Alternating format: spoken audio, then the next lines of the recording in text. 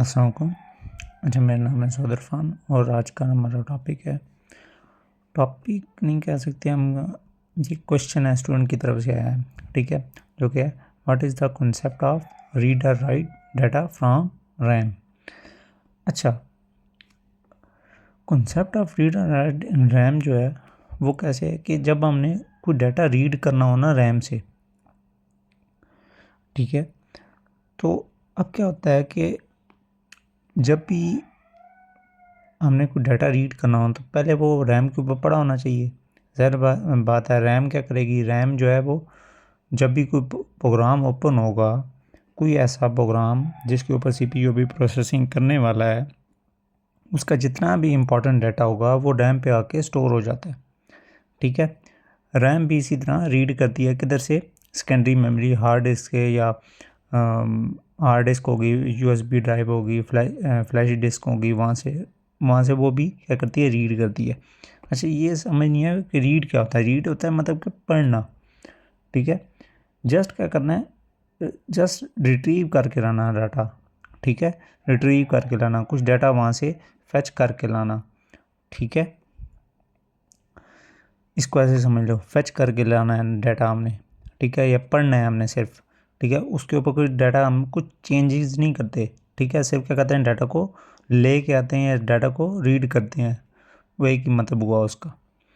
अच्छा अच्छा, जब सीपीयू को वो डाटा रैम से चाहिए होगा तो क्या होगा, वो डाटा रैम के किसी स्पेसिफिक एड्रेस पे पड़ा होगा।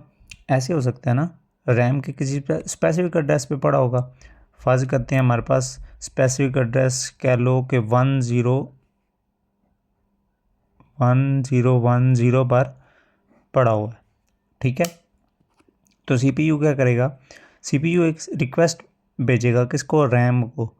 ठीक है, कि मुझे इस एड्रेस पे जो डाटा पड़ा हुआ है वो डाटा मुझे अभी चाहिए, मैंने उसके ऊपर प्रोसेसिंग करनी है। ठीक है, सीपीयू क्या करेगा, एक रिक्वेस्ट भेजेगा किसको, रैम को, कि मुझे इस एड्रेस के ऊपर, ये कोई एक स्पेसिफिक एड्रेस है ना, यहाँ से मुझे क्या है, इसके ऊपर जो डाटा पड़ा हुआ है वो मुझे चाहिए, मुझे अभी यूज़ करना है। ठीक है, अच्छा, अब क्या होगा, सीपीयू है, रैम है। ठीक है, रैम क्या होती है, ये भी हमारे पास मेन मेमोरी होती है। ठीक है, इसको मेन मेमोरी हम कहते हैं। ठीक है, अब क्या होगा, रैम क्या करेगा, उसके बाद पे सेंड करेगा डाटा को किधर, सीपीयू को, जो जो स्पेसिफिक एड्रेस पड़ा होगा, किसके ज़रिए सेंड करेगा, डाटा बस के ज़रिए सेंड करेगा। और सीपीयू से पहले साथ बताएगा कि ये वाला डाटा किस एड्रेस पे पड़ा हुआ है। ठीक है, ये सीपीयू से बताएगा रैम को नहीं पता होता। ठीक है, सीपीयू बताता है, सीपीयू मैनेज करता है जितने भी हमारे एड्रेसेस होते हैं, वो कौन मैनेज कर रहा होता है, सीपीयू ही मैनेज कर रहा होता है। ठीक है, अच्छा, नेक्स्ट हमारे पास आता है राइट का ऑपरेशन। ठीक है, अब राइट के ऑपरेशन में क्या होता है, राइट के ऑपरेशन में ऐसे समझ लो कि हमारे पास जब ही हमने डाटा को राइट करना होता है। ठीक है, राइट करना मतलब कि लिखना होता है। लिखना मतलब कि ऐसे समझ लो ना कि यूज़र ने कोई इनपुट दी। ठीक है, फ़र्ज़ करते हैं हमने क्या किया, कोई ना कोई इनपुट दी। ठीक है, वो इनपुट जो है वो अब सीपीयू ने क्या करनी है, सेव करनी है। ठीक है, अपने पास। ठीक है, किसी ज़ाहिर बात है, रैम में जा पहले स्टोर करेगा ना, बाद में टेम्परेरी पहले स्टोर होता है, उसके बाद फिर वो परमानेंट स्टोर होता है। ठीक है, तो बेशक टेम्परेरी हो या परमानेंट हो, ठीक है, अभी हम उस टॉपिक में नहीं घुसते। ठीक है, फ़र्ज़ करते हैं कि टेम्परेरी अभी हम डाटा क्या कर रहे हैं, स्टोर कर रहे हैं। ठीक है, तो वहाँ पे जाकर ज़ाहिर पास जब स्टोर करेंगे तो राइट करेंगे ना वहाँ पे, तो वहाँ पे क्या करेंगे, राइट करेंगे डाटा को। ठीक है, अच्छा, राइट में ना दो तरह की चीज़ें आ जाती हैं। या तो हम क्या हो रहे हैं, एक हमने कोई ना कोई इनपुट दी, वो डाटा वो वहाँ पे जाके हमने क्या करना होगा, सेव करना होगा। ठीक है, अब एक और चीज़ भी हो सकती है कि मॉडिफाई डाटा। ठीक है, मॉडिफाई कैसे, मतलब कि डाटा कहीं पे पहले से पड़ा हुआ था, सीपीयू ने वो उसको ना रीड किया, रीड करके उसके बाद उसके ऊपर कुछ चेंजेस की, उसको चेंज कर दिया। ठीक है, चेंज करके दोबारा फिर उसी एड्रेस पे जाके उसको सेव करवा दिया हमने। ठीक है, तो ये हमारे पास क्या हो जाएगा, मॉडिफाइड डाटा। फर्ज करते ऐसे समझ लो ना, मैं आपको कहता हूँ कि एक बुक खोलो, वहाँ पे इस टॉपिक में जाओ, वहाँ पे एक लाइन ऐड कर दो, इस टॉपिक में एक लाइन शुरू में एक ऐड कर दो, ठीक है। तो ये क्या होगा, मैंने न्यू डाटा आपको राइट करवाया है उस स्पेसिफिक एड्रेस पे, ठीक है। अब मैं कहता हूँ कि आप क्या करो कि उस बुक में उस टॉपिक में जाओ, ठीक है, और उसमें जो लाइन लिखी हुई है इसको अपडेट करके इसको ऐसे लिख दो। तो उसका क्या मतलब होगा कि हमने क्या किया है, मॉडिफाई किया है डाटा को, ठीक है।